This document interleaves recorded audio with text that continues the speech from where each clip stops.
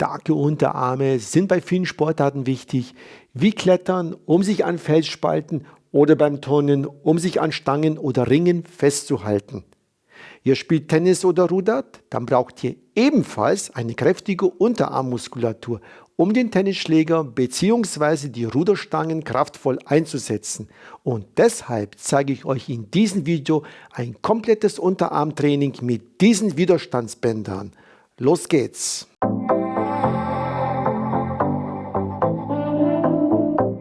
Servus, ich bin Peter Dvorak, der Fitness Creator.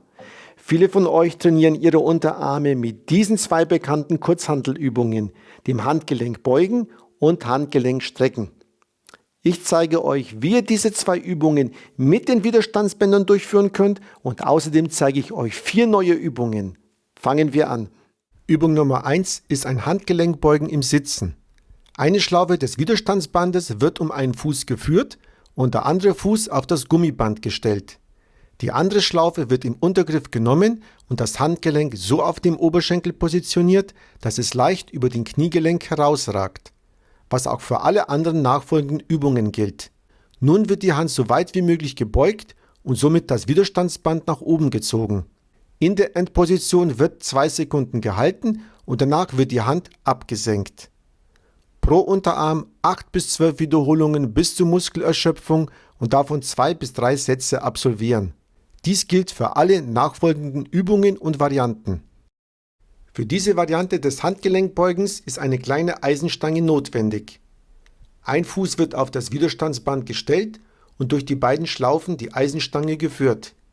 Mit einer Hand wird die Eisenstange mittig im Untergriff gefasst. Nun wird die Hand so weit wie möglich gebeugt, 2 Sekunden gehalten und anschließend abgesenkt. Wird die Eisenstange tief genug abgesenkt, werden auch die Fingerbeuger trainiert. Diese Variante mit der Eisenstange ist ergonomischer für die Handfläche, aber doppelt so hoch in der Intensität, da die Schlaufen über die Stange doppelt geführt sind. Das Handgelenkbeugen mit der Eisenstange lässt sich auch mit beiden Unterarmen ausführen. Ein Fuß wird auf das Widerstandsband gestellt und durch die beiden Schlaufen eine kurze Eisenstange gezogen. Mit den Händen wird die Eisenstange jeweils mit einer Hand an einem Ende im Untergriff gefasst. Nun werden beide Hände so weit wie möglich gebeugt, 2 Sekunden gehalten und wieder zur Ausgangsposition zurückgeführt.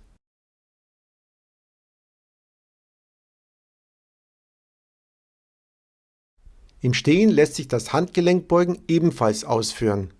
Dazu wird um die schulterbreit gestellten Füße das eine Ende des Widerstandsbandes geführt und die kurze Eisenstange um das andere Ende. Nun beide Hände auf dem Gesäß positionieren und so weit wie möglich im Untergriff nach oben beugen und somit die Stange nach oben ziehen, 2 Sekunden halten und wieder zurückführen. Ist in der Ausgangsposition nicht genügend Spannung im Band vorhanden, so werden die Füße weiter auseinandergestellt.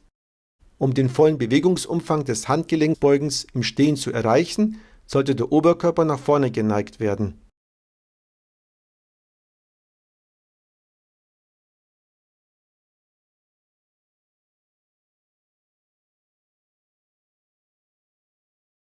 Übung Nummer 2 ist ein Handgelenkstrecken im Sitzen.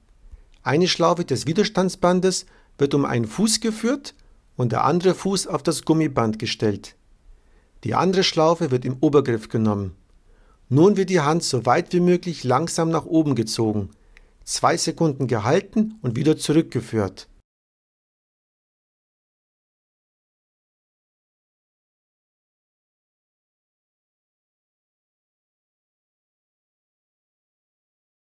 Dieses einarmige Handgelenkstrecken kann mit Holzleiste oder Schrift ausgeführt werden und ist für die Finger angenehmer, da das Band nicht einschneidet. Die Holzleiste oder den Stift mit einer Hand im Obergriff fassen und das Band zwischen Zeige- und Mittelfinger führen.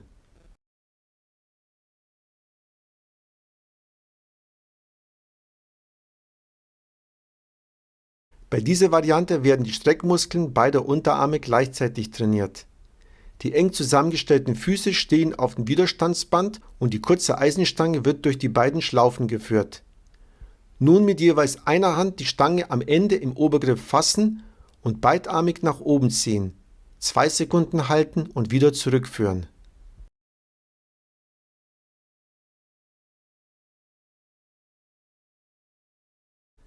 Übung Nummer 3 ist eine Auswärtsdrehung mit der Hand. Eine Schlaufe des Widerstandsbandes wird um den Fuß geführt und der andere Fuß auf das Gummiband gestellt. Die andere Schlaufe wird auf eine Holzleiste gelegt und im Obergriff gefasst, wobei sich der Daumen auf der Oberseite befindet. Dann wird die Hand so weit wie möglich nach außen gedreht, 2 Sekunden gehalten und zurückgeführt.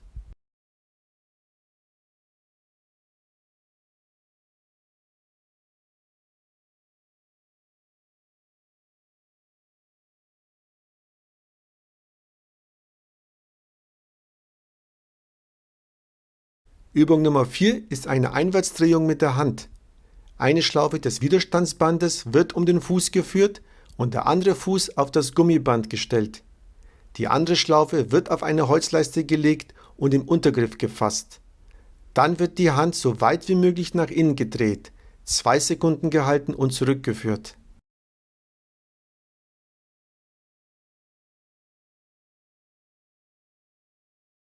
Übung Nummer 5 ist eine radiale Handbewegung. Eine Schlaufe des Widerstandsbandes wird um den Fuß geführt und der andere Fuß auf das Gummiband gestellt. Die andere Schlaufe wird mit der Hand im neutralen Griff gefasst und so weit wie möglich nach oben gezogen, 2 Sekunden gehalten und zurückgeführt.